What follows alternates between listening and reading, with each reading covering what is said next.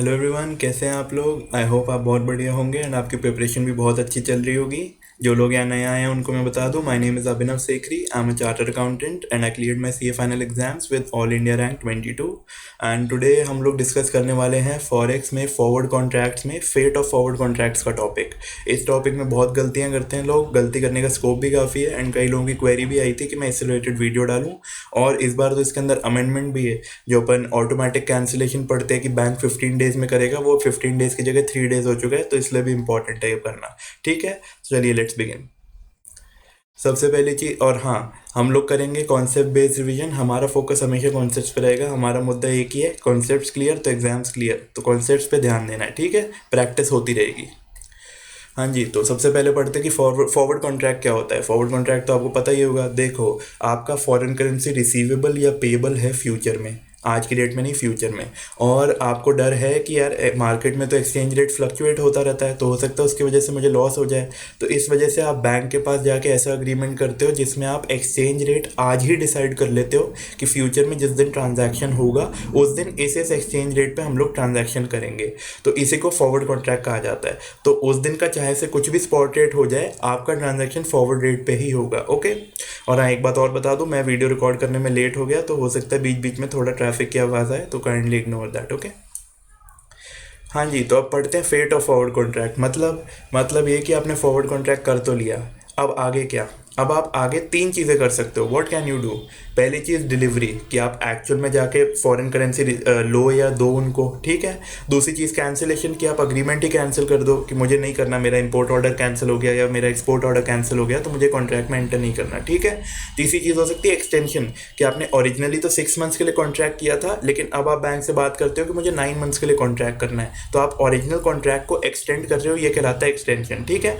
तो ये तीन चीज़ें हैं जो, सॉरी, ये तीन चीज़ें हैं जो आप कर सकते हैं। ये तीन चीज़ें आप कब कर सकते हैं, when can you do this. पहली चीज़ ऑन ड्यू डेट, दूसरा बिफोर ड्यू डेट, तीसरा आफ्टर ड्यू डेट। यही तो पॉसिबल ऑप्शंस हैं, ठीक है।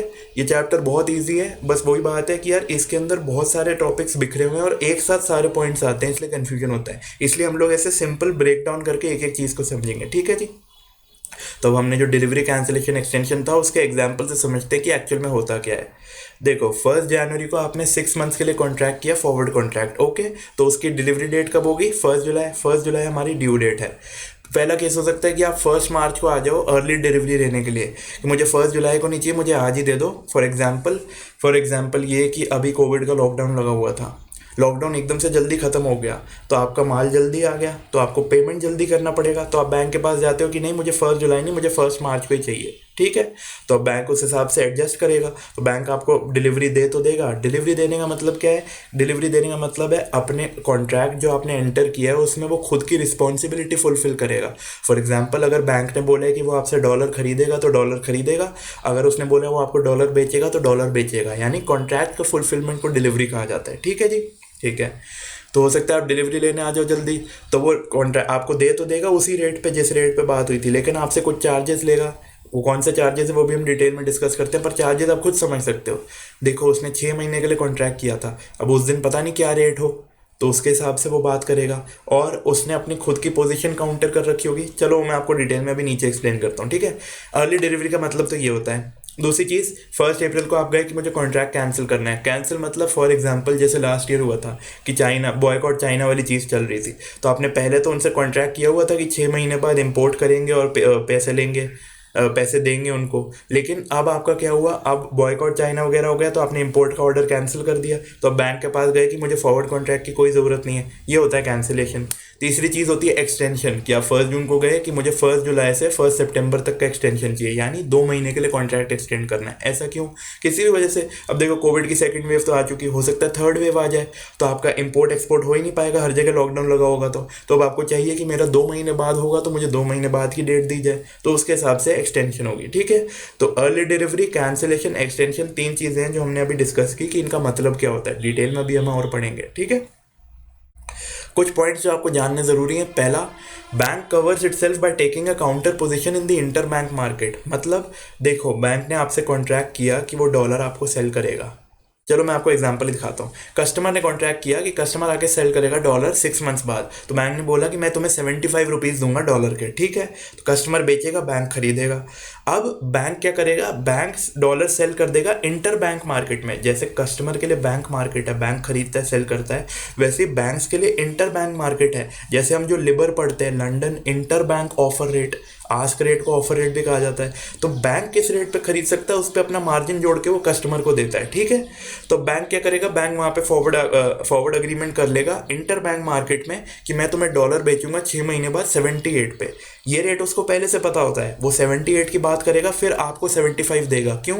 3 रुपये उसका मार्जिन। तो वो वहाँ से रेट देख के उसमें मार्जिन जोड़ के कस्टमर को कोट करता है, ठीक है। तो बैंक 6 महीने बाद 6 मंथ्स लेटर 78 पे सेल करेगा डॉलर। तो बैंक 6 महीने बाद एक्चुअल में क्या होगा, अब कस्टमर बेचेगा, कस्टमर बैंक को डॉलर देगा, बैंक खरीदेगा और उसको 75 रुपीज़ पर डॉलर देगा, और बैंक वहाँ पे डॉलर सेल करेगा। कहाँ पे? इंटर बैंक मार्केट में 78 पे। तो बैंक ने 78 रुपीज़ रिसीव किए, 75 रुपीज़ पे किए, तो बैंक के 3 रुपीज़ का प्रॉफिट हुआ। बैंक हमेशा ऐसा करेगा। आप फॉरवर्ड कॉन्ट्रैक्ट क्यों करते हो? आप फॉरवर्ड कॉन्ट्रैक्ट इसलिए करते हो ताकि आप पे फॉरेन एक्सचेंज का रिस्क ना रहे, कि मार्केट में जो रेट का फ्लक्चुएशन होता है वो रिस्क हमारे ऊपर ना रहे। तो बैंक अपने सिर थोड़ी रिस्क ले लेगा, बैंक इंटर बैंक मार्केट में आगे ट्रांजेक्शन कर लेगा। तो इसको याद करने का तरीका क्या है? शॉर्टकट ये है कि बैंक वही पोजीशन लेगा जो कस्टमर लेगा। ऑब्वियसली देखो, बैंक को कस्टमर 6 महीने बाद डॉलर बेचेगा, तो बैंक खुद आगे बेचेगा उसको। तो वही का वही कॉन्ट्रैक्ट, वही का वही ट्रांजैक्शन वो फॉरवर्ड कॉन्ट्रैक्ट कर लेगा। कब? 6 महीने बाद के लिए, सेम ड्यू डेट के लिए, और इंटर बैंक मार्केट में करेगा अपना मार्जिन जोड़ के। ठीक है जी, ठीक है। तो अगर कैंसिलेशन होता है या एक्सटेंशन होता है तो बैंक को अपना काउंटर पोजीशन लेना पड़ेगा इंटर बैंक मार्केट में। जैसे अभी देखो, ऊपर वाले एग्जांपल में अभी हमने क्या समझा कि कस्टमर बैंक को डॉलर बेचेगा। तो अगर कस्टमर कैंसिल करता है तो बैंक ने तो आगे बात कर रखी है डॉलर बेचने की, तो अगर कस्टमर कैंसिल करता है तो बैंक को भी तो आगे ट्रांजैक्शन लेना होगा डॉलर खरीदने की, वरना डॉलर लेके कैसे आएगा, राइट। बाय और सेल सेम डेट पे काउंटर ऑफ होंगे तभी तो नेट में निकलेगा बैंक। ओके, तो ये चीज़ याद रखनी ज़रूरी है। ये सब पॉइंट क्यों पढ़ रहे हैं? ये सब पॉइंट से आपका बेसिक माइंडसेट तैयार होगा कि हम करना क्या चाहते हैं। उसके बाद सम सॉल्व करना बहुत ईजी है, मैं गारंटी दे रहा हूँ आप सारे सम सॉल्व कर लोगे। ठीक है, हाँ जी। आप क्वेश्चन में गलती कहाँ हो सकती है? देखो, ज़्यादातर क्वेश्चन में रेट इंटर बैंक मार्केट के दिए होंगे, कस्टमर टू बैंक के नहीं। तो आपको ध्यान रखना है कि बाय सेल किसके पॉइंट ऑफ व्यू से होगा? बैंक के पॉइंट ऑफ व्यू से होगा, और कस्टमर का ट्रांजैक्शन अलग है, बैंक का अलग है। ये चीज़ अपन समझ सके कि कस्टमर जो करता है वो बैंक करता है और फिर कैंसिल हो तो कैसे रिवर्स होता है वगैरह वगैरह। ये चीज़ हम अभी एग्जाम्पल में भी देखेंगे। ठीक है, तो बाय और sell will be from point of view of bank in the inter bank market, be very careful. और इसमें मार्जिन जोड़ के कस्टमर का रेट आएगा। ओके, और आपको बैंक के चार्जेस गिवन होंगे। अब यार देखो, आपने फॉरवर्ड कॉन्ट्रैक्ट कर लिया, आपका अग्रीमेंट तो ऑलरेडी हो चुका। अब आप अग्रीमेंट में चेंजेस करना चाहते हो तो बैंक आपसे फीस या प्रोसेसिंग फीस या कुछ चार्जेस लेवी करेगा। किस किस तरह के चार्जेस लेवी कर सकता है? पहली चीज़, अगर आप कैंसिल कराते हो तो कैंसिलेशन चार्जेस लगेंगे। ऑब्वियसली कैंसिलेशन चार्जेस होते क्या है? आपका जो ओरिजिनल रेट था कॉन्ट्रैक्ट में कि आपने 80 रुपये पर डॉलर बाय करना था, और आप जिस दिन कैंसिल करने आए उस दिन 75 रुपीज़ है, तो 5 रुपीज़ आपसे चार्ज किए जाएंगे। ठीक है, तो ओरिजिनल रेट और कैंसिलेशन रेट में जो भी डिफरेंस होगा that is called cancellation charges. Okay, दूसरी चीज़ होती है स्वैप लॉस। स्वैप लॉस क्यों होता है? स्वैप लॉस इसलिए होता है क्योंकि देखो, फॉर एग्जांपल, स्वैप लॉस होता क्या है? स्वैप लॉस होता है loss in spot versus immediate next forward. Sorry, अब आपको समझ नहीं आएगा ये क्या है। देखो, बैंक को लॉस बियर करना पड़ता है। ऐसा क्यों? आपने बैंक से कॉन्ट्रैक्ट किया कि 6 महीने बाद फॉरवर्ड सेल करोगे, जो भी हमने एग्जांपल देखा था, वही का वही कॉन्ट्रैक्ट बैंक ने इंटर बैंक मार्केट में कर लिया। अब आप 3 महीने बाद आके बोलते हो मुझे कैंसिल करना है, तो बैंक को उस दिन स्पॉट, उस 3 महीने वाले पॉइंट पर ट्रांजैक्शन लेनी पड़ेगी कि मैं उस दिन पे मैच करूं।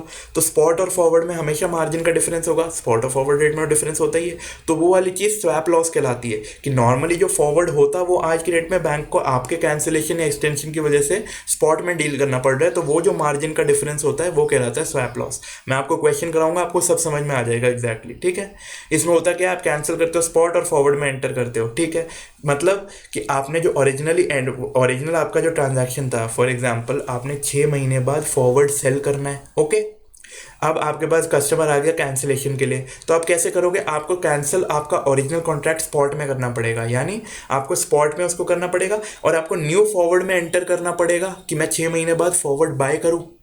उस दिन फॉरवर्ड बाय करोगे और उस दिन सेल करोगे तभी तो जीरो होगा, वरना क्या हुआ, वरना है कि आपका $5 लाख पेएबल है। $5 लाख लाओगे कहाँ से? अब $5 लाख लाने के लिए भी तो आपको ट्रांजैक्शन में एंटर करना होगा, तो इसलिए $5 लाख पेएबल के लिए आप $5 लाख रिसीवेबल क्रिएट करोगे, तो इसलिए उस टाइम पीरियड के लिए आप फॉरवर्ड कॉन्ट्रैक्ट में एंटर करोगे। हो सकता है आपको सुनने में कंफ्यूजिंग लगे, मैं कोशिश कर रहा हूँ जितना ईजी हो सके हो जाए, बाकी मैं आपको एग्जाम्पल्स के साथ कराऊंगा और क्वेश्चन भी कराऊंगा स्टडी मैट का, सब समझ में आ जाएगा। ओके। तीसरी चीज, बैंक आपसे क्या चार्ज कर सकता है? Interest on outlay of funds. मतलब इंटरेस्ट यानी, अब देखो यार, बैंक का पैसा ब्लॉक हो रहा है ना, फॉरवर्ड और स्पॉट में जो डिफरेंस आ रहा है वो बैंक को खुद की पॉकेट से बेयर करना पड़ रहा है, तो उस पर इंटरेस्ट, ऑब्वियसली जो भी फंड्स होता है उस पर हम एसएफएम में हर जगह इंटरेस्ट चार्ज करते हैं, रिसीव करते हैं ऑब्वियसली, राइट। तो अब देखो इसमें पॉइंट ध्यान रखने वाला ये है कि अगर इंटरेस्ट एक्सपेंस है तो वो तो कस्टमर से चार्ज किया जाएगा, लेकिन अगर इंटरेस्ट इनकम है, ये भी तो हो सकता है फायदे का सौदा हो जाए, तो हो सकता है वो कस्टमर को बेनिफिट पास ऑन करे या ना करे, बैंक पे कोई मैंडेशन नहीं है, मैंडेटरी नहीं है बैंक के लिए। ओके, ठीक है जी। तो अब हमने ये बेसिक स्ट्रक्चर समझ लिया, बेसिक पॉइंट समझ लिए। अब हम देखते हैं एक एक केस, ठीक है। पहला केस है अर्ली डिलीवरी। अर्ली डिलीवरी क्या होता है कि आपने 1 जुलाई को करना था, फॉरवर्ड कॉन्ट्रैक्ट आपका 1 जुलाई का था, आप 1 मार्च को ही आ गए, तो बाय और सेल तो आपका एज पर ओरिजिनल कॉन्ट्रैक्ट होगा, जो रेट डिसाइड हुआ है कि यार आपने बात की बैंक से कि $5 लाख आप $50 पे खरीदोगे, तो अब आप जिस दिन अर्ली लेने जाओ तो भी आप यही कहोगे ना कि यार मेरे को तो 50 में दे, तू तेरे चार्जेस ले ले, पर मेरा जो कॉन्ट्रैक्ट है वो तो ऑनर कर, तो ठीक है। बाय और sell will be as per the original contract. Okay. अब हो सकता है स्वैप लॉस या प्रॉफिट हो, जो अपन ने बात की इंटर बैंक स्पॉट और फॉरवर्ड का जो डिफरेंस होगा, ठीक है। इंटरेस्ट ऑन आउटले की बात आएगी कि जो स्वैप लॉस प्रॉफिट है, पैसा ब्लॉक होगा तो इस पर इंटरेस्ट का क्या रहेगा, एंड अपन कैलकुलेट करेंगे नेट इनफ्लो या आउटफ्लो, सॉरी नेट इनफ्लो या आउटफ्लो। मतलब अरे यार देखो, जो बैंक, अगर कस्टमर का नेट इनफ्लो है तो उसमें से चार्जेस लेस करके उसको पैसा दिया जाएगा, और कस्टमर का नेट आउटफ्लो है तो उसमें चार्जेस जोड़ के उससे पैसा लिया जाएगा, ठीक है। तो ये 4 स्टेप्स में अर्ली डिलीवरी का क्वेश्चन होता है, ठीक है। अब हम स्टडी मैट का क्वेश्चन देखते हैं, इलस्ट्रेशन नंबर 4। सिंपल, आपको सब समझ में आ जाएगा कि अभी तक हमने जो समझा है वो कैसे होता है एक्चुअल में, सॉरी, ठीक है। स्टडी मैट का इलस्ट्रेशन नंबर 4। 1 अक्टूबर 2015 को मिस्टर एक्स एक एक्सपोर्टर है। एक्सपोर्टर है मतलब गुड्स जाएगा पैसा आएगा, यानी फॉरेन करेंसी रिसीव होगा, यानी उसको फिक्र किस चीज़ की है कि फॉरेन करेंसी का रेट गिर ना जाए या बढ़ ना जाए, उसको फॉरेन करेंसी रिसीव होगा, उसको टेंशन है कि गिर ना जाए की टेंशन है, तो वो क्या ट्रांजैक्शन में एंटर करेगा, वो फॉरवर्ड कॉन्ट्रैक्ट सेल करना चाहेगा ना, कि मैं महंगे में बेचूं सस्ते में खरीदूं, ये तो बेसिक्स हैं, ये तो आपको पता होने चाहिए, राइट। तो उसने फॉरवर्ड कॉन्ट्रैक्ट सेल किया होगा, यानी वो फॉरेन करेंसी उसके पास जो आएगी वो सेल करेगा, फॉरेन करेंसी बैंक को मिलेगी, foreign currency will be sold, okay, into a forward contract with the bank to sell $1 lakh. ये तो इसने दे दिया, सेल $1 लाख। कई ट्रिकी क्वेश्चन है उसमें सेल या बाय गिवन नहीं होता, इसलिए मैंने एक्सपोर्टर पे इतना कुछ एक्सप्लेन किया कि आपको सोचना किस तरह से है। बैंक क्वेश्चन आपको ट्रिक करने का ट्राई करेगा कि कहीं ना कहीं गलती करो, अपने को सोचना सही तरीके से, ओके। ऑन 31 दिसंबर एट 6540, यानी 3 महीने का फॉरवर्ड कॉन्ट्रैक्ट है और रेट है 6540 और ट्रांजैक्शन है $1 लाख का, okay. However due to the request of the importer mister X receive the amount of on 28 November. जो इंपोर्ट कर रहा था उसने बोला कि मैं पेमेंट जल्दी कर रहा हूँ, तो उसने पेमेंट 28 नवंबर को ही कर दिया। तो अब आप 28 नवंबर को बैंक के पास जाओगे कि मेरे पास तो डॉलर आज की डेट में ही आ गए। Mr. X requested the bank to take delivery of the remittance on 30th November, that is before due date.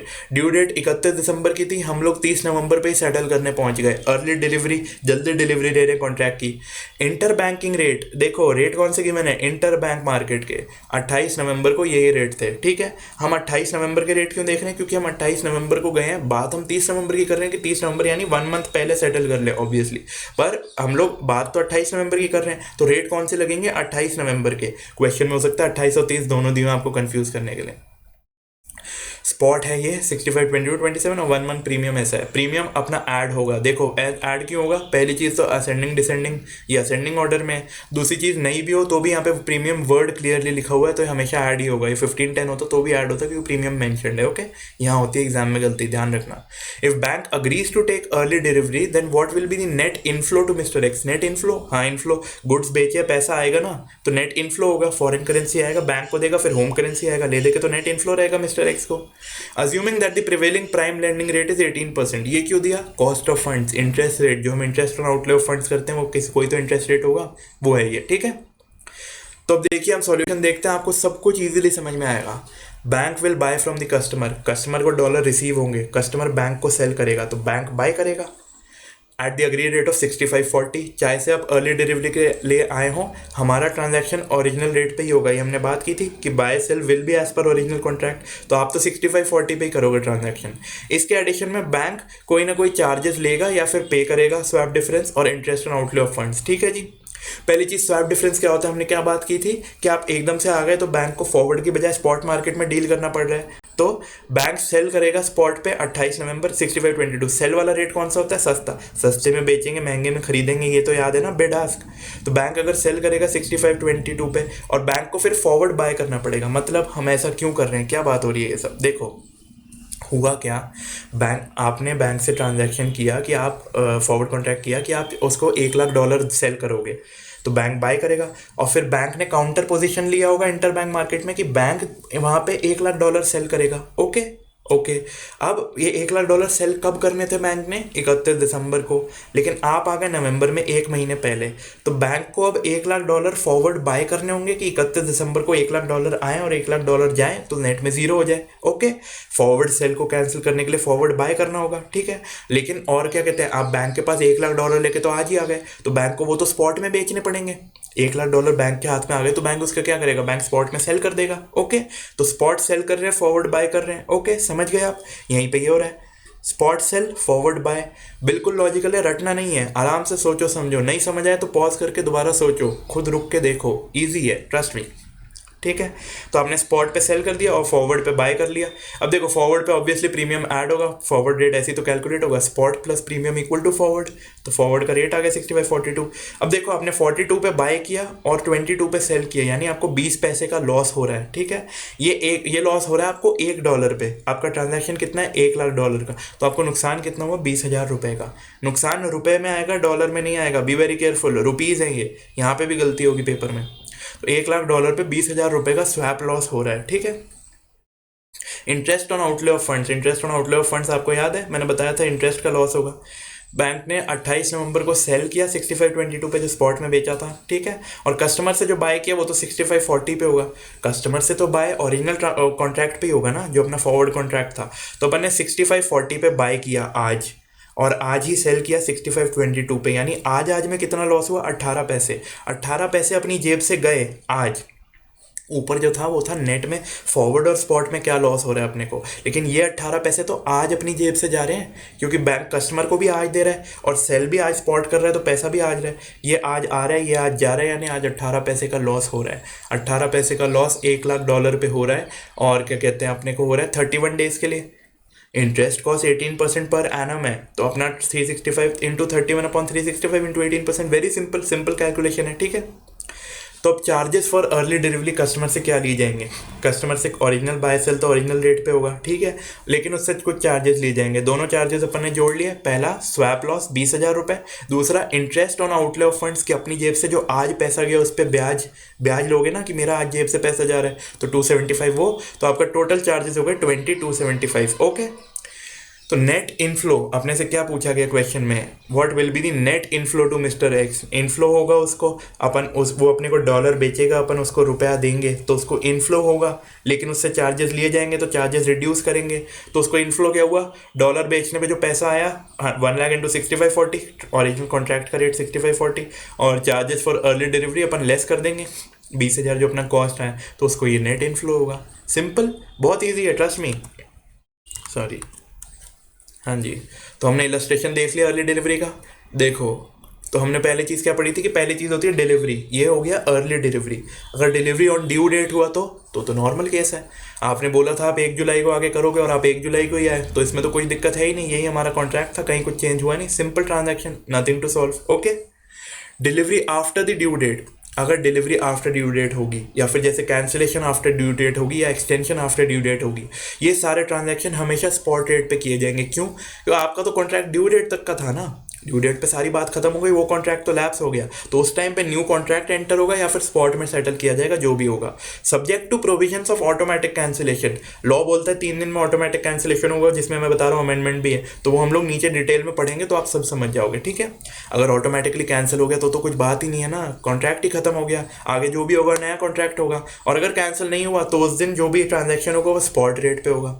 आप अगर कैंसिलेशन की डेट से पहले आ जाते हो, फॉर एग्जांपल 3 दिन की टाइम लिमिट है, आप एक दिन पे ही आ गए, तो आपको एक दिन पे उस दिन पे स्पॉट रेट पे होगा। आप 1 जुलाई के बजाय 2 जुलाई पे आए तो 2 जुलाई के स्पॉट रेट का जो भी होगा वो हम करेंगे, वो हम डिटेल में आगे समझेंगे। अभी मैं आपका सिर्फ बेस प्रिपेयर कर रहा हूँ, सारे क्वेश्चन सॉल्व होंगे, ठीक है। तो पहली चीज थी delivery before due date, on due date, after due date. अब सेकंड केस क्या होता है, कैंसिलेशन ऑफ फॉरवर्ड कॉन्ट्रैक्ट। ये भी बिफोर, ऑन और आफ्टर, ठीक है जी। कैंसिलेशन ऑफ फॉरवर्ड कॉन्ट्रैक्ट क्या होता है, आपका इंपोर्ट ऑर्डर या एक्सपोर्ट ऑर्डर ही कैंसिल हो गया, तो अब आपका डॉलर पेबल रिसीवेबल नहीं है, तो आप बैंक के पास जाओगे कि यार खत्म कर मेरा, ठीक है भाई। पहला केस बिफोर ड्यू डेट, 1 जुलाई को था, आप 1 मार्च पे चले गए कि मुझे कैंसिल कर, तो क्या होगा, पहले तो आपको एक कॉन्ट्रैक्ट में एंटर करना पड़ेगा that is opposite of the original contract, और इसकी due date will be the same as the original. मतलब क्या, देखो सिंपल बिल्कुल सिंपल है, ध्यान से सोचो। आपने बैंक से कॉन्ट्रैक्ट किया कि आप 1 जुलाई को $1,00,000 उसको बेचोगे, ठीक है। अब आपको 1 मार्च को पता चल गया कि आपके डॉलर आने नहीं वाले, डॉलर आएंगे नहीं तो बेचोगे कैसे, तो आपको डॉलर खरीदने पड़ेंगे, काउंटर पोजीशन लेनी पड़ेगी। और आप 1 मार्च को चाहे से खड़े हो, आपको डॉलर देने कब है बैंक को, 1 जुलाई को, तो आप आज की डेट में कॉन्ट्रैक्ट में एंटर करोगे कि आप 1 जुलाई को बैंक से $1,00,000 खरीदोगे, $1,00,000 खरीदोगे, $1,00,000 बेचोगे, सेटल, ऐसे ही तो सेटल होगा, ठीक है। तो अब इसके अंदर क्या चीज़ है, इसके अंदर ये चीज़ है कि फॉरवर्ड कॉन्ट्रैक्ट एंटर होगा। ओरिजिनल फॉरवर्ड कॉन्ट्रैक्ट तो 6 महीने का था, जनवरी से जुलाई तक का, ओके। जनवरी से 30 जून, 1 जन से 30 जून, 6 मंथ, अपन 1 जुलाई कन्वीनियंस के लिए यूज़ कर रहे थे, ओके। 6 महीने का था। 1 मार्च पे जब आप खड़े हो तो 2 महीने जा चुके, तो आप 4 मंथ्स के फॉरवर्ड कॉन्ट्रैक्ट में एंटर करोगे। कौन से फॉरवर्ड कॉन्ट्रैक्ट में, जो उल्टा होगा ओरिजिनल का, ओरिजिनल बाय का था तो सेल, सेल का था तो बाय, ताकि आपका ट्रांजैक्शन स्क्वायर ऑफ हो जाए। 1 जुलाई के दिन बाय होगा, 1 जुलाई के दिन सेल होगा और सेटल हो जाएगा, ओके। वेरी इजी, सिंपल है ना।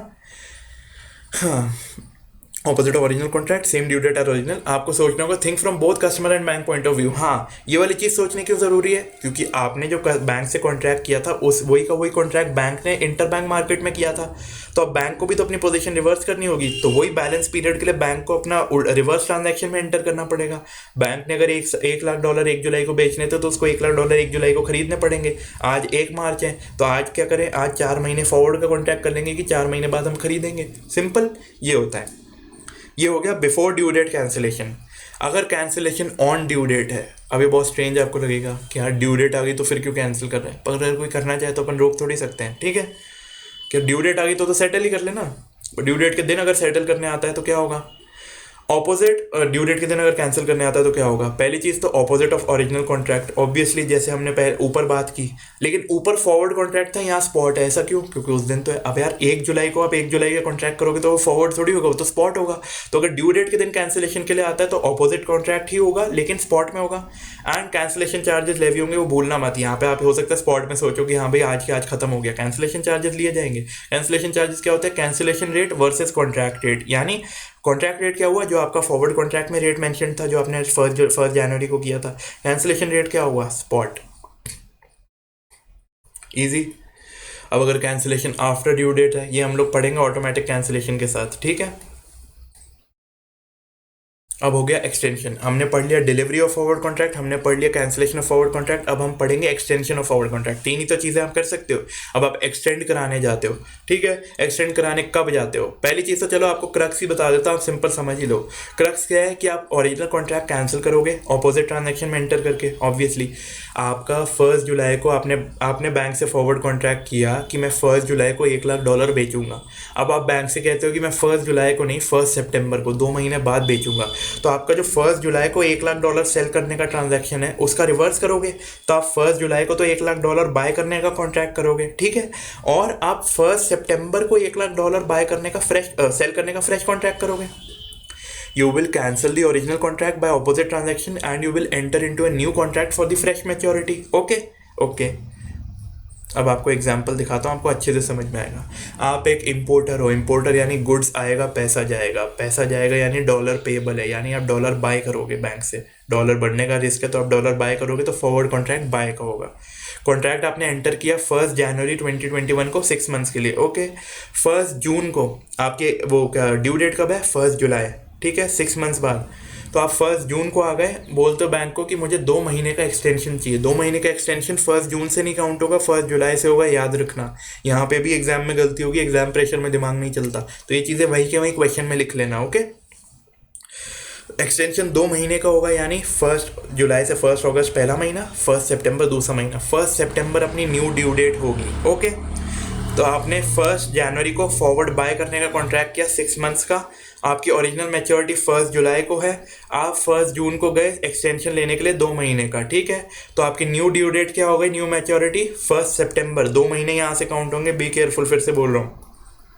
तो आप जब 1 जून को गए तो उस दिन क्या करोगे, देखो अभी आपका क्या कॉन्ट्रैक्ट है कि आप डॉलर बाय करोगे 1 जुलाई को, तो आप सेल करोगे, आप उल्टा ट्रांजैक्शन करोगे ना। और 1 जून को हो तो आपको 1 महीने का फॉरवर्ड सेल करना पड़ेगा। आप उस दिन अगर 1 जुलाई को जाओ तो स्पॉट सेल करोगे, 1 जून को गए हो तो आपको फॉरवर्ड सेल करना पड़ेगा।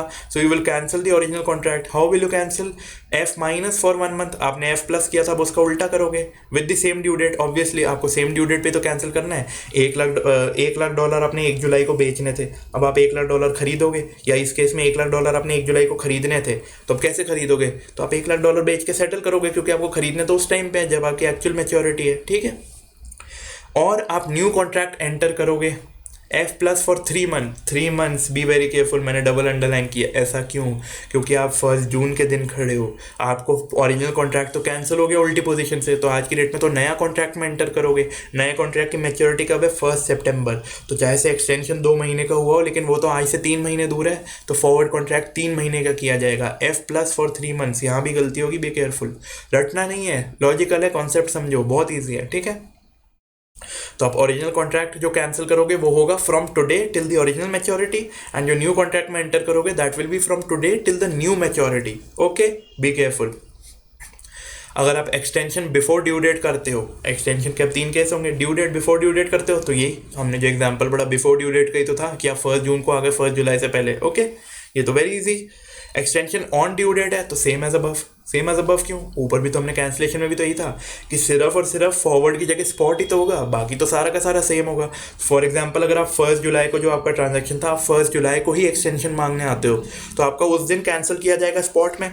आपका जो F माइनस था, F प्लस था, उसको S माइनस किया जाएगा, स्पॉट में बेचोगे। ऐसा क्यों, 1 लाख डॉलर खरीदा, 1 लाख डॉलर बेचा, जीरो में पोजीशन हो गई, और एक्चुअल में पोजीशन कब की चाहिए, 1 सितंबर की। तो 2 महीने के लिए फॉरवर्ड कॉन्ट्रैक्ट में एंटर करोगे, उस दिन 2 महीने बचे होंगे, 1 जुलाई से 1 सितंबर में 2 महीने हैं। आपको सिर्फ दिमाग खुला रखना है, बहुत ईजी है, ध्यान से सोच सोच के करो।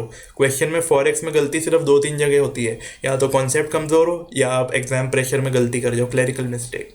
कॉन्सेप्ट हम मजबूत कर रहे हैं, क्लैरिकल मिस्टेक का ध्यान रखने के लिए आपको प्रैक्टिस करनी है। प्रैक्टिस कैसे, सब कुछ लिख लिख के नहीं सॉल्व करना, कैलकुलेटर पे सॉल्व करो और मेंटली सॉल्व करो यार। आपको चीज़ें सोच के समझ में आनी चाहिए। आपको क्या क्या ज़रूरत है 1 लाख डॉलर इंटू ये रेट करने की, आपका अगर रेट मेंटली सही आ रहा है, अगर आपकी डेट सही आ रही है, और अगर आपको समझ आ रहा है कि बाय करना है या सेल करना है, तो आपका क्वेश्चन सॉल्व है, आपको लिखने की ज़रूरत नहीं है, मेंटली सॉल्व करने का ट्राई करो। Okay, extension after due date, extension after due date में वही provisions of automatic cancellation applicable होंगे, हम वो पढ़ेंगे डिटेल में। तो अब हमने तीनों चीज़ों में ऑटोमेटिक कैंसिलेशन की बात की, तो अब हम देखते हैं कि ऑटोमेटिक कैंसिलेशन है क्या, जो हम इतनी देर से सब कुछ पोस्टपोन किए जा रहे हैं वो क्या है। देखो, ऑटोमेटिक कैंसिलेशन कब होता है, whenever contract is not settled on और before the due date. Obviously अगर आप पहले आ गए कैंसिलेशन करने, एक्सटेंशन करने, या फिर ड्यू डेट के दिन भी आ गए अगर कुछ करने, तो कॉन्ट्रैक्ट ही खत्म हो गया। अगर आप कुछ भी करने नहीं आए और आपने बैंक को कोई इंस्ट्रक्शंस भी नहीं दिए, ये भी तो हो सकता है आप खुद नहीं जाओ, आप इंस्ट्रक्शन दे दो कि यार मैं ऐसे ऐसे करूंगा, आपने इंस्ट्रक्शन भी नहीं दिए और आप बैंक के पास गए भी नहीं ट्रांजेक्शन करने, और किसी भी तरह से आपने अप्रोच नहीं किया ड्यू डेट तक, तो कैंसिलेशन के प्रोविजंस एप्लीकेबल होंगे। ठीक है, ये तो हो गया कि एप्लीकेबल कब होंगे। अब कैंसिलेशन के प्रोविजंस होते क्या हैं। कैंसिलेशन प्रोविजन से रिलेटेड लॉ बनाता है फेडाई। फेडाई कौन है, foreign exchange dealers association of India. Foreign exchange dealers association of India, अरे यार जैसे स्टॉक मार्केट को गवर्न करने की रेगुलेटरी बॉडी से भी है, इन ट्रांजैक्शन को गवर्न करने की रेगुलेटरी बॉडी फेडाई है। ठीक है, कॉन्ट्रैक्ट आपका मैच्योर हो गया तो आपका कैंसिल हो जाएगा automatically within 3 working days. FEDAI ने ये लॉ बनाया है। आपका ये पहले 15 दिन हुआ करता था, ये अमेंडमेंट है, बी वेरी केयरफुल। 2 नवंबर 2020 को नोटिफिकेशन आया था फेडाई का, और न्यू स्टडी मैट अपना दिसंबर में आया था। न्यू स्टडी मैट भी इसके अकॉर्डिंग ही है, 15 दिन के हिसाब से नहीं है। पुराने स्टडी मैट में 15 दिन के हिसाब से क्वेश्चन होते थे, इस बार 3 दिन के हिसाब से ही है। 10 जून 13 जून वाला एग्जाम्पल है, आई थिंक 4 या 4 I think, I don't remember, जो भी है। तो आपका 3 दिन के हिसाब से स्टडी मैट अपडेटेड है। May 21 के लिए 3 डेज है, बी वेरी केयरफुल।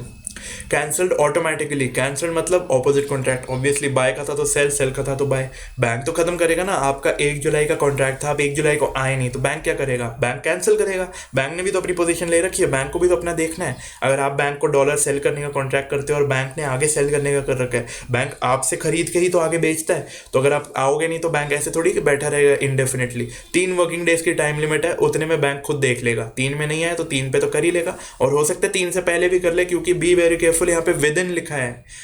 पहले होता था 15 दिन बाद, अभी है विद इन।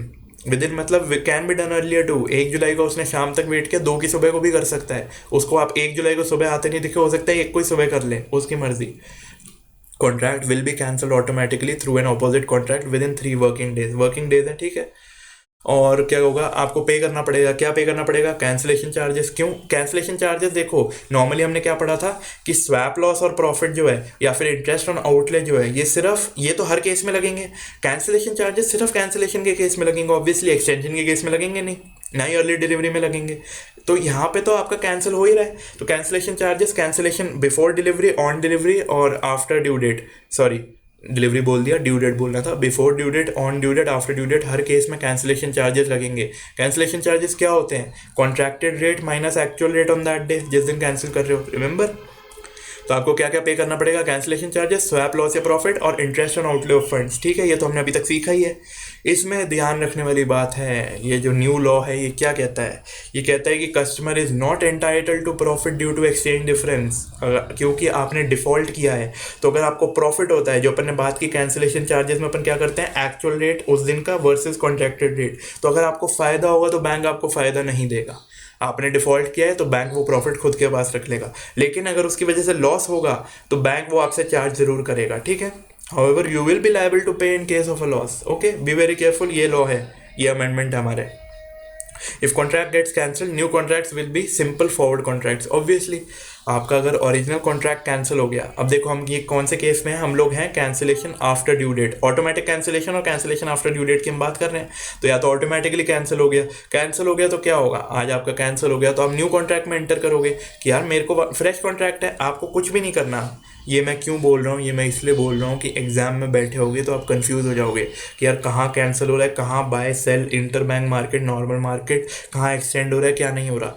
मैंने आपको यही तो बताया था कि अगर आपका कॉन्ट्रैक्ट ऑटोमेटिकली कैंसिल हो जाता है तो ओरिजिनल था वो कैंसिल हो गया, अब जो भी होगा वो फ्रेश होगा, तो आपको प्रॉफिट लॉस वगैरह कुछ कैलकुलेट करने की जरूरत नहीं है, आप फ्रेश कॉन्ट्रैक्ट के हिसाब से चलोगे, ठीक है। अब हम लोग एक और इलस्ट्रेशन देखते हैं, स्टडी मैट का पेज 9.33, ओके।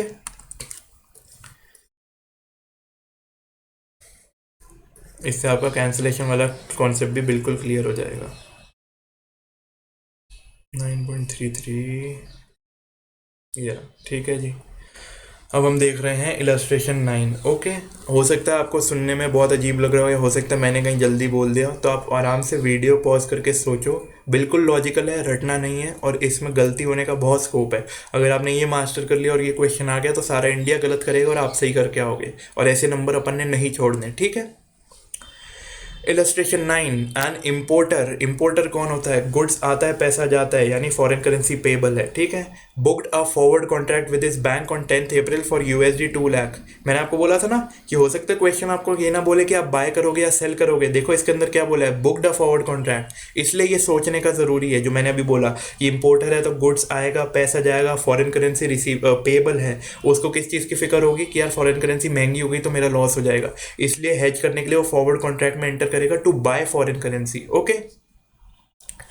तो उसने बाय का ट्रांजैक्शन किया है, 10 अप्रैल को गया है वो, और ड्यू है 10 जून को, 2 महीने का कॉन्ट्रैक्ट है, $2 लाख, और bank covered its position at 64.28 और उसने किया है 64.40। क्या मतलब, ध्यान से सोचोगे तो एग्जाम में अगर आपको क्वेश्चन रीड करने में स्ट्रेस में दिक्कत हो तो भी आप आराम से समझ सकते हो। कस्टमर ने क्या करना है, कस्टमर ने डॉलर बाय करना है, बैंक ने सेल करना है, तो बैंक 64.40 में बेचेगा उसको, और बैंक ने खुद अपनी पोजीशन कवर की 64.28। कवर मतलब उसने वहाँ पे बात कर ली कि मैं बाय करूंगा 28 पे, 28 पे बाय करेगा, 40 पे सेल करेगा, यानी 12 का बैंक का प्रॉफिट, ठीक है। यही तो बैंक करता है, इंटर बैंक में बाय करके कस्टमर को सेल करता है, बैंक उसने ये कर लिया। एक्सचेंज रेट गिवन है 10 जून और 13 जून, देखो मैंने कहा था ना आपको 3 दिन का एग्जाम्पल है बैंक अपने। स्पॉट गिवन है जून जुलाई अगस्त सितंबर, ठीक है, 10th का भी 13th का भी। एक्सचेंज मार्जिन है 0.1%। एक्सचेंज मार्जिन क्या होता है? एक्सचेंज मार्जिन होता है बैंक का प्रॉफिट मार्जिन। एक्सचेंज करने के बदले जो वो मार्जिन लेगा, आपको एक्सचेंज ही तो कर रहा है, रुपया देके डॉलर ले रहा है या फिर डॉलर देके रुपया ले रहा है, ये एक्सचेंज ही तो होता है। This is exchange margin. And interest on outlay of funds is 12%। Interest cost 12% they the. Interest 14 जून को गया इम्पोर्टर अपने पास कि एक्सटेंशन चाहिए। अपना क्या था, अपना 10th जून का वो था, original due date was 10th June. Importer went on 14th June, यानी 3 दिन लैप्स हो चुके हैं, यानी उसका कॉन्ट्रैक्ट कैंसिल हो चुका है। ठीक है, बी केयरफुल, ध्यान रखना है चीज़ अपने को। और 14 जून को क्या बोलता है कि मुझे यार 10 अगस्त का कॉन्ट्रैक्ट चाहिए। ठीक है, अब एक्सटेंशन की मांग कर रहा है, चाहे से कर रहा हो, उसका ओरिजिनल तो कॉन्ट्रैक्ट कैंसिल हो चुका, तो ओरिजिनल वाले में अपन रिवर्स पोजीशन लेंगे और अपना 10 अगस्त के लिए अपन फ्रेश कॉन्ट्रैक्ट में एंटर करेंगे, बिल्कुल brand new forward contract for 2 months. ठीक है, rates will be rounded off to 4 decimal. ठीक है, ये तो आप कर लेना, ये चीज़ों का ध्यान जरूर रखना क्योंकि एग्जामिनर इस चीज़ के मार्क्स काटते हैं। Okay, on 10th June bank swaps by selling spot and buying 1 month forward. मतलब ये क्या हो रहा है? 1 मंथ फॉरवर्ड कहाँ से आया? हमारा तो कॉन्ट्रैक्ट 2 महीने का था, 10 जून से 10 अगस्त तक। बैंक ने 10 जून को अपने आप को सिक्योर करने के लिए कर लिया। देखो यार, आप 10 जून को आए नहीं, बैंक को थोड़ी पता है आप 2 महीने के लिए आओगे, 3 महीने के लिए आओगे। बैंक को जो ठीक लगा उसने वैसा स्वैप कर लिया। ठीक है, और बैंक कैसे, स्वैप क्या होता है? स्वैप में आपको याद हो स्वैप लॉस कैसे कैलकुलेट होता है? Difference between spot and immediately next forward. Bank तो रिवर्स करेगा ना अपनी पोजीशन, तो bank sell spot and buys 1 month forward. Okay, question क्या क्या चाहते हैं हमसे? कैंसिलेशन रेट बताओ, अमाउंट पेबल। ठीक है ठीक है ठीक है जी, तो हम लोग देखते हैं ये question. Cancellation rate, cancellation rate मतलब, कैंसिलेशन रेट यानी कस्टमर को क्या रेट दिखाया जाएगा? Actual rate minus cancellation rate. क्या चीज़ है ये? Cancellation rate, the forward sale contract shall be cancelled at spot purchase for dollar prevailing on the date. क्या परचेज, क्या बोल रहा है? देखो हम लोग कौन है, हम लोग हैं इम्पोर्टर। हम लोगों ने किस चीज़ का कॉन्ट्रैक्ट किया था? हम लोगों ने फॉरेन करेंसी बाय करने का कॉन्ट्रैक्ट किया था। ठीक है,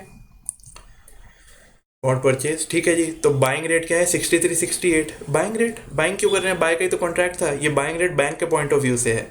देखो अपना 13 जून को 6368 और 72 अपन एज अ कस्टमर सेल करने जाएंगे तो 6368 पे सेल करेंगे, बैंक बाय करेगा 6368 पे, उसी रेट की बात हो रही है। नहीं मतलब समझ नहीं आया, कंफ्यूज हो रहे हो ना? कंफ्यूजन वाली चीज़ है ही, मैं आपको बात बताता हूँ। देखो आपने क्या कॉन्ट्रैक्ट किया था बैंक से? डॉलर बाय करने का। उसकी रिवर्स पोजीशन क्या होगी? डॉलर सेल करना। ठीक है, आप डॉलर सेल करोगे तो किस रेट पे सेल करोगे? 6368 लेफ्ट वाले रेट पे। ठीक है, तो बैंक बाय करेगा, इन्होंने सिर्फ लैंग्वेज वो लिखी है, तो 6368 का रेट पड़ेगा और इसमें से मार्जिन चार्ज किया जाएगा। देखो बैंक अपना प्रॉफिट, अगर आपसे बैंक पैसा ले रहा है तो उसमें एक्स्ट्रा पैसा लेगा, और अगर आपको बैंक पैसा दे रहा है तो काट के देगा, मार्जिन काट के, टीडीएस की तरह। ठीक है, तो आपका 6368 था, उसका 10% मार्जिन है, अपन ने वो करके कैंसिलेशन रेट लगा दिया। तो ये है अपना रेट कैंसिलेशन का, अपन इसको राउंड ऑफ कर लेंगे। सेकंड चीज पूछता है अमाउंट पेबल ऑन $2 लाख। इसका क्या मतलब है? इसका मतलब ये है कि बैंक, वो कस्टमर क्या पे करेगा? कस्टमर क्यों पे करेगा? क्योंकि बैंक, वो अपने को बैंक को ट्रांजैक्शन में एंटर करना पड़ रहा है क्योंकि कस्टमर ने उसका कॉन्ट्रैक्ट ऑनर नहीं किया। तो अपना क्या करेंगे? बैंक ने अभी क्या किया? बैंक ने $2 लाख सेल किए 6440 पे, और बैंक ने $2 लाख बाय किए 6361 पे। अब ये रेट कहाँ से आए? 6440 का अपना ओरिजिनल कॉन्ट्रैक्ट था। किस चीज़ का कॉन्ट्रैक्ट था? इंपोर्टर बाय कर रहा था, यानी बैंक सेल कर रहा था, यानी बैंक ने 6440 सेल किया। 6440 बैंक बेचेगा, राइट। और क्या कहते हैं, बैंक खरीद किस रेट पर है? 6361, ये जो अपन ने अभी ऊपर निकाला है। तो इसका जो भी डिफरेंस है, अमाउंट पेबल हुआ। अपन ने ये कैलकुलेट क्यों किया? These are cancellation charges. आपको मैंने बताया था ना, आप अगर कैंसिल करते हो कॉन्ट्रैक्ट, यहाँ पे तो चलो ऑटोमेटिकली कैंसिल हो गया क्योंकि आप ड्यू डेट में आए नहीं। अगर आप कैंसिल करते हो तो कैंसिलेशन चार्जेस पे करने होंगे। Cancellation charges will be the difference between the actual rate and the original contracted rate. अब देखो कॉन्ट्रैक्टेड रेट तो 6440 था, तो उस पर तो बैंक आपको बेचेगा, लेकिन आपसे खरीदेगा किस रेट पे? एक्चुअल रेट पे। एक्चुअल रेट क्या आ रहा है? उस दिन जो स्पॉट में उसको बाय करना पड़ रहा है, एंड उसमें से मार्जिन लेस करके अपना ये रेट आया था। समझ पा रहे हो? नहीं समझ पा रहे? पॉज करके सोचो, बार बार बोल रहा हूँ, पॉज करके सोचो, अटकना नहीं है, ईजी है। तो अपन बैंक से ये चार्ज, कस्टमर से ये चार्ज करेंगे। So this is basically cancellation charges, difference between the actual rate on that date versus the contracted rate. Okay, तीसरी चीज पूछता है स्वैप लॉस। स्वैप लॉस क्या होता है? फॉरवर्ड और स्पॉट में जो अपने को ट्रांजैक्शन एंटर करना पड़ रहा है उसका नुकसान। सॉरी, नुकसान क्यों? देखो फॉरवर्ड रेट हमेशा स्पॉट रेट से ज़्यादा होते हैं, ऑब्वियसली महंगा पड़ता है। क्यों? क्योंकि बैंक उसमें मार्जिन जोड़ता है। क्यों? क्योंकि बैंक को उसके अंदर ज़्यादा रिस्क होता है। तो अब देखो इसकी वजह से अपने को स्वैप लॉस कैसे कैलकुलेट होगा, स्पॉट और फॉरवर्ड के बीच का डिफरेंस। बैंक ने क्या किया था, 10 जून को बैंक ने स्पॉट बेच दिया था और 1 महीना फॉरवर्ड बाय किया था।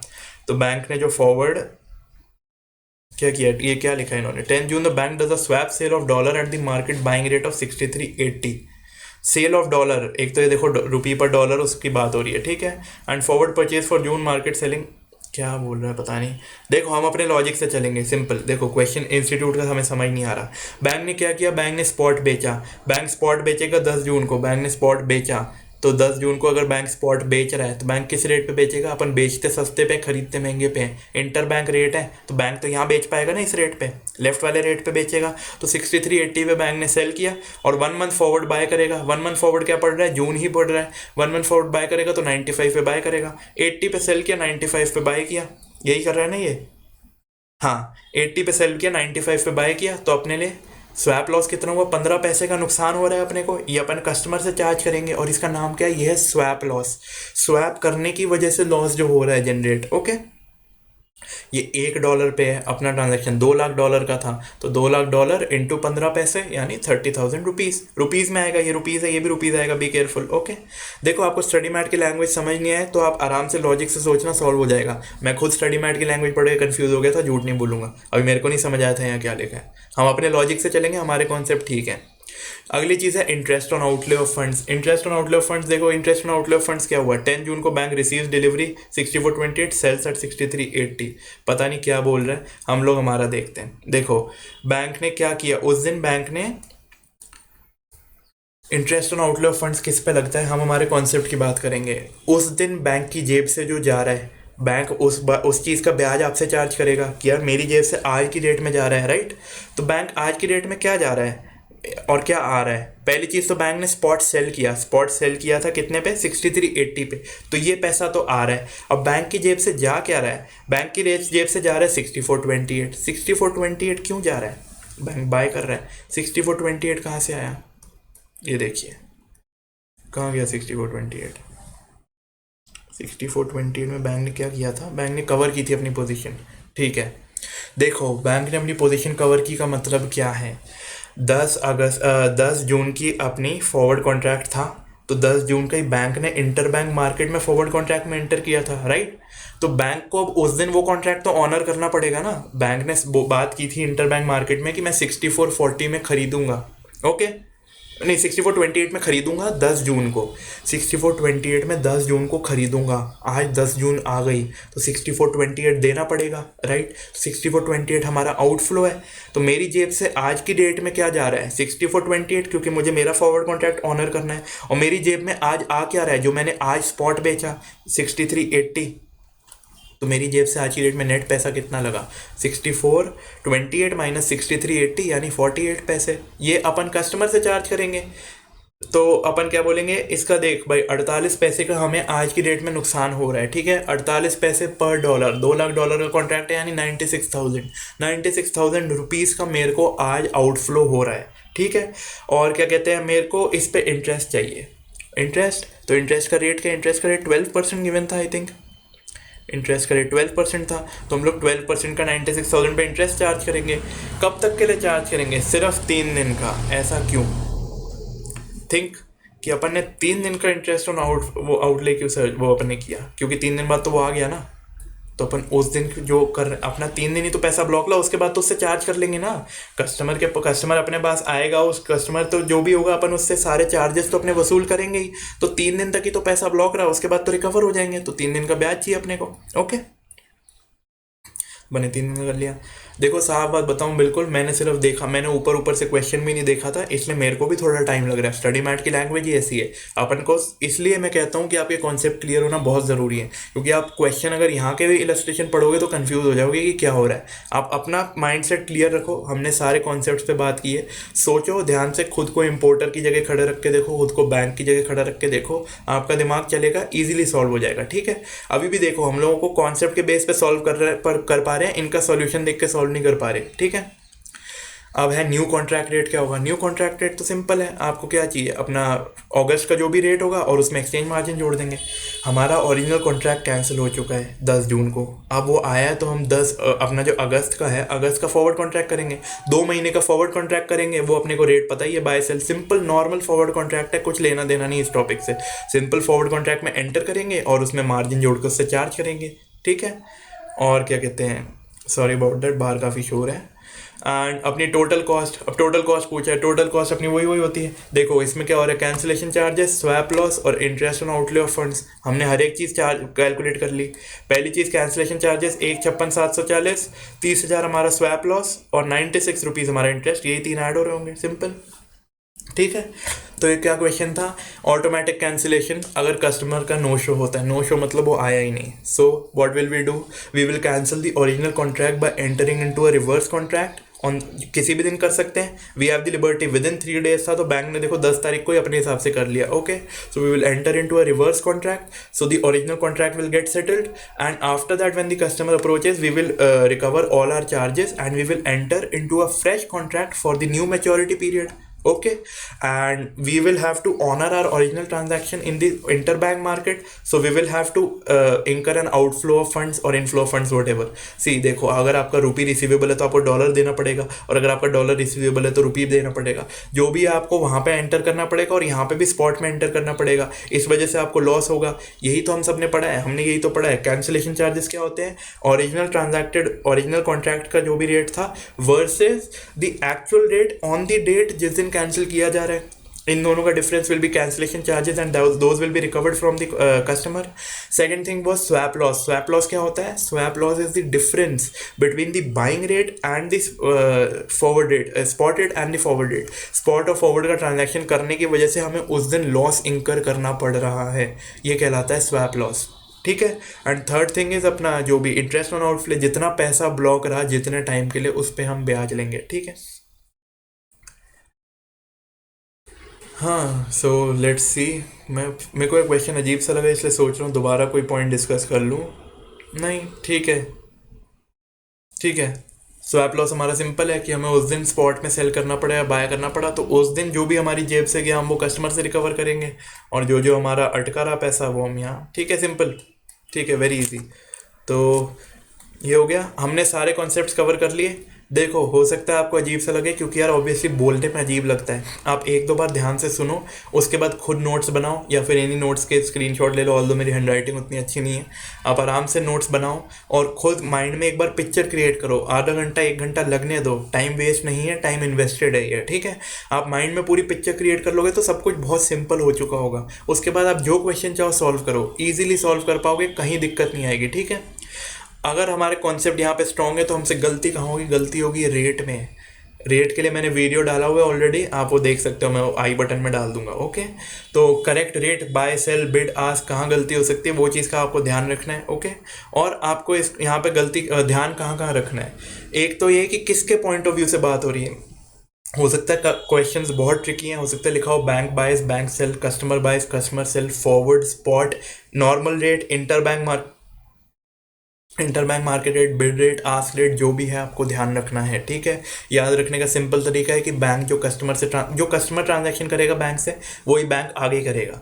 कस्टमर बोल रहा है डॉलर बेचूंगा तो बैंक आगे डॉलर बेचने की बात कर लेगा, और वो वहाँ पे महंगे में बेचेगा, यहाँ पे सस्ते में खरीदेगा, और ये उसका मार्जिन होगा, इस तरह से चलता है, ठीक है। आई होप आपको सब कुछ समझ आ गया हो। थोड़ा सा शोर था बैकग्राउंड में, I agree and I apologise for that, I am sorry, but मैं यहाँ कुछ नहीं कर सकता। लॉकडाउन वगैरह के चक्कर में मार्केट जल्दी खुलने लग गए, रात को जल्दी बंद होते हैं तो लोग जल्दी खोल लेते हैं, इस वजह से शोर जल्दी हो जाता है, ये चीज़ है, तो ठीक है।